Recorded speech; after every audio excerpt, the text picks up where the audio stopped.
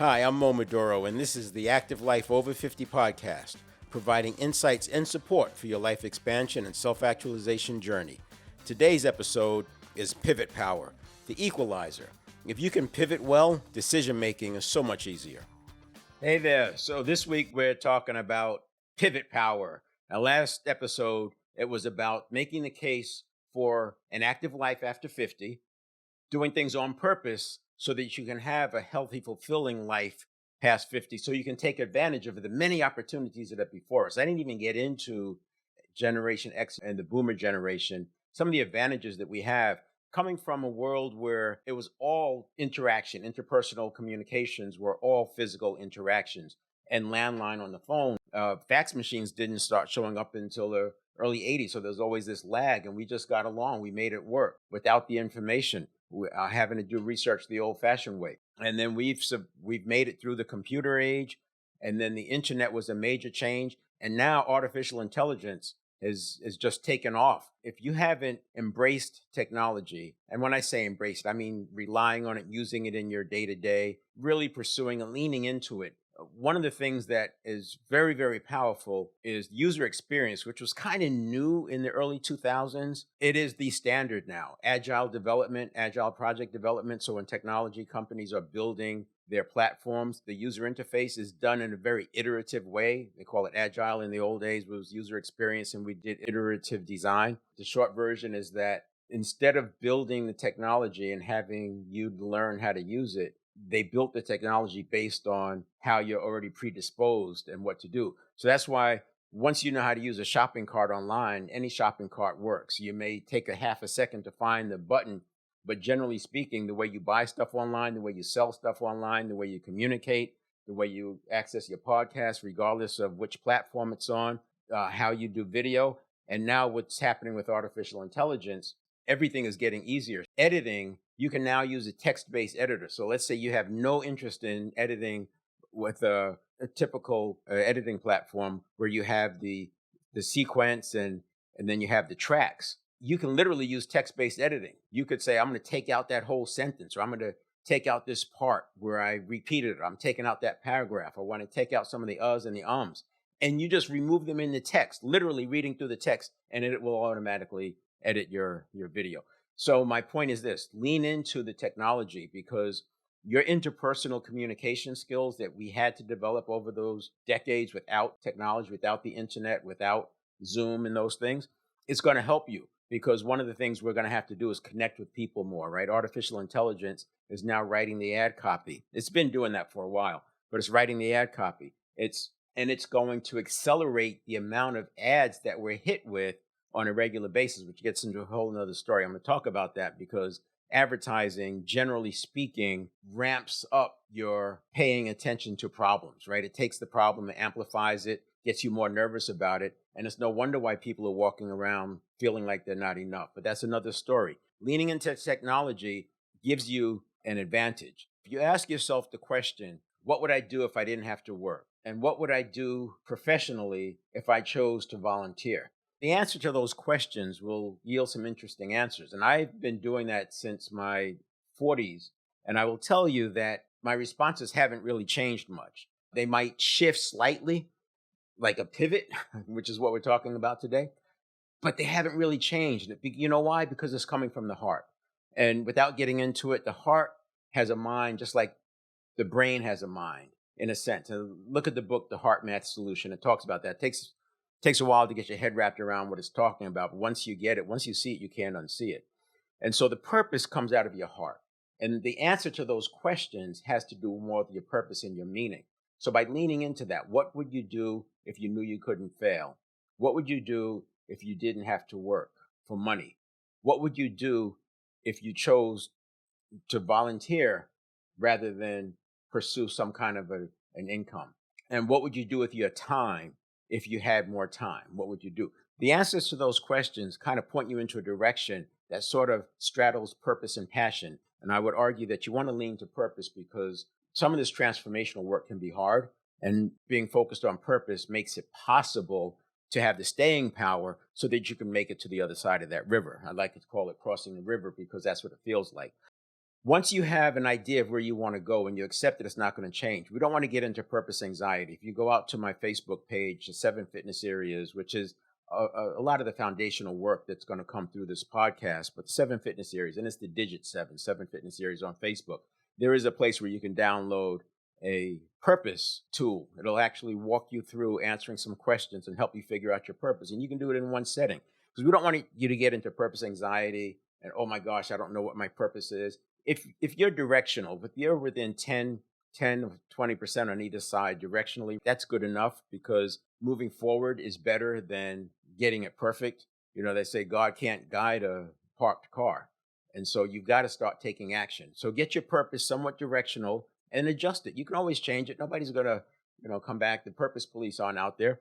Once you have that, and then you decide to start moving forward. In my 40s, I saw something that said if you do an assessment periodically, you will find that you are better equipped, better qualified to do something better than anybody else on the planet. Now, at that time, there was only 6.5 billion people on the planet. Now there's 8 billion people. That's a pretty tall order to say you're more qualified. But if you think about it like this, your experience, your network, who you know, who knows you, what you've done, what you love, what you don't like to do, what your strengths are, what your weaknesses are, that combination makes you suited to do something better. I actually built a career on that principle. So in a 30-year career, I literally had a different job, a different role every 2 years. And sometimes they were like major difference. Now in the beginning it was all very directional. But after about halfway through, after about the 7th iteration, so now 15 years in, they started changing. I've seen all sorts of things from compliance to management, compensation to policy and procedure, running sales schools.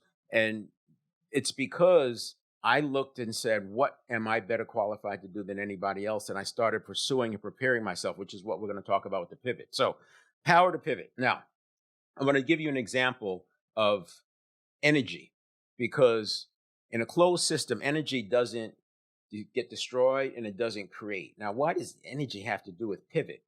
Well, because everything is energy. Your thought is energy, right? And now kinetic energy, which is basically stored energy, potential for force, kinetic energy quadruples at the doubling of speed. What does that have to do with anything? Well, in photography, photographers will tell you that light falls off at the square of the distance. So as you move the light away, it falls off the square. Why? Because light is energy. You start thinking about it. So where else does this apply? Now, if you ever look at one of those videos that shows a vehicle smashing into the wall at 30, and then you look at it smashing into the wall at 90, you've tripled the speed from 30 to 90, but the amount of kinetic energy goes up by 9 times. And you can see that in the aftermath of the collision, in that it just destroys the vehicle because the kinetic energy was so much higher. So what does it have to do with anything? Well, if you ride a bicycle, imagine riding a bicycle. Let's say you're doing 20 miles per hour on the bicycle. You could easily pivot that bicycle 5 or 10 degrees without losing any momentum at all. And so what we're talking about with a pivot is pivoting in a way that you can conserve energy. If you can pivot and keep it narrow enough, slow enough in the degrees, it's a micro pivot or a micro shift, and you're able to conserve energy. In fact, if you think about racing cars or racing motorcycles, boats, or whatever, it's actually the art of managing those directional changes so you can maintain as much momentum as possible, as much of that energy as possible, so it could be used to accelerate down the following straightaway. Again, what does it have to do with the pivot? Well, I'm going to look at it like this. Where your attention goes, your energy flows. So if you put your attention on something, the energy will follow that. The second one, using the racing analogy a little bit further, one of the things we do on a motorcycle, you're moving your center of mass before the turn. In an automobile, especially if you're transitioning through turns, you're loading up the suspension so that you can transform that energy into the new direction. If you're coming off of a straightaway, you're using the loading of the front tires with the braking to make the initial turn in. So all of these things we're priming, we're doing something in advance. So if you think about it like that, from a business standpoint, you can prime the market for where you're going to pivot next. And then the final point is we use physics. On a car, there's different ways of turning the steering wheel. In a motorcycle, there's different ways of using your body to get the motorcycle to turn faster so you can get the most amount of turn at a given speed. So this may seem like it doesn't make sense, but what I'm making the point is all energy. And the same way that cars on the racetrack use the physics to maximize their pivot potential, we can do the same thing in life and in business. So in business, I would say that, yeah, you put your attention where you want to go. You start doing some proofs of concept. That's kind of like moving the center mass. You think about, am I selling new services to existing customers, or am I going to sell existing services to new customers? So you start to move your center mass in a way, and because you've seen some changes in the marketplace. And then the third point is the balance sheet. So when I talk about physics, I'm looking at the balance sheet as sort of like physics. It's like, is you have that's energy stored up. And if you have a nice, healthy balance sheet, it's a lot easier to make a pivot than it is when the balance sheet is depleted. When the pandemic was hit, I had gone through a few years of poor profitability. My balance sheet was weak, so it was like the worst of the only way it could have been worse is if I had not already been in the midst of a pivot when the pandemic hit, because then it would have been even more of a disaster. But the point is, you learn there that it's nice to pivot when you have a healthier balance sheet. Same thing when you understand pivoting and you understand that there's a way to do it. And then if you wait too long, it's no longer 5 or 10 degree shift. It's now too much of a turn. So, in racing, there's like tight lines where they start like creeping in. And then there's the wide line where you go deep, deep, deep, and then you turn harder. And there's a sweet spot in between there, because if you go too deep and you make the turn, you've scrubbed off too much speed. If you make the line too tight, you have to do too much turning at one time and you scrub off too much speed. Finding that sweet spot. And it's the same way with pivoting in life and in business. So the point of bringing this up is to say this. Yes, maybe it's a little bit scary looking at starting over again or whatever it is that you're going to do past 50, past 60, past 70.